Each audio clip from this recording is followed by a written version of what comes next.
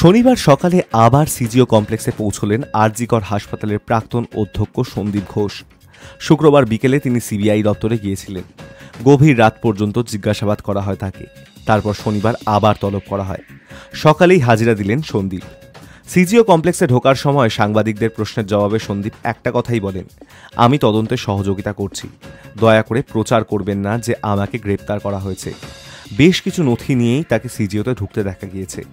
শুক্রবার বিকেল ৩টের পর সিবিআই এর গাড়িতে চেপেই সিজিও কমপ্লেক্সে পৌঁছেছিলেন সন্দীপ। সূত্রের খবর, তাকে রাস্তা থেকেই গাড়িতে তোলে সিবিআই। সন্দীপকে আগেই তলব করা হয়েছিল। শুক্রবারই আদালতে সন্দীপের আইনজীবী দাবি করেছিলেন সিবিআই তলবে হাজিরা দিতে চান সন্দীপ, কিন্তু তিনি নিরাপত্তা নিয়ে চিন্তিত। এরপরই সিবিআই এর গাড়িতে করে তাকে দপ্তরে নিয়ে যায়।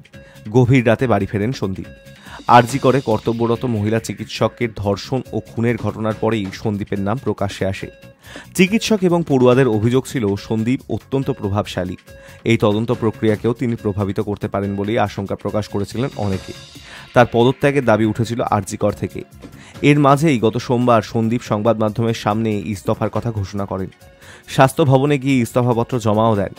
আরজিকরের অধ্যক্ষ এবং অধ্যাপকের পদ ছেড়ে দেন সন্দীপ। তারপরেই সন্দীপকে আবার একটি অন্য সরকারি হাসপাতালের অধ্যক্ষ পদে নিয়োগ করা হয় রাজ্য সরকারের তরফে। সেখানেও তার বিরুদ্ধে আন্দোলন শুরু হয়। এই পরিস্থিতিতে আরজিকর মামলার শুনানি চলাকালীন আদালত সন্দীপকে লম্বা ছুটিতে যেতে নির্দেশ দেয়। তারপর থেকেই ছুটিতে আছেন প্রাক্তন অধ্যক্ষ। আমাকে সিবিআই অ্যারেস্ট করেনি, কথা আমরা কি জিজ্ঞাসাবাদ করেছি, দ্বিতীয় কথা, আর এটা পুরো আন্ডার ইনভেস্টিগেশন আছে, সেজন্য আমি কিছু বলতে পারবো না।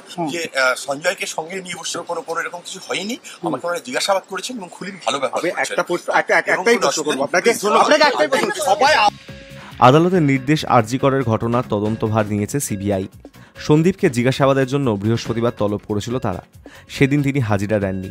তারপর শুক্রবার সিজিওতে পৌঁছন। পরপর দুদিন হাজিরা দিলেন সন্দীপ। High news network.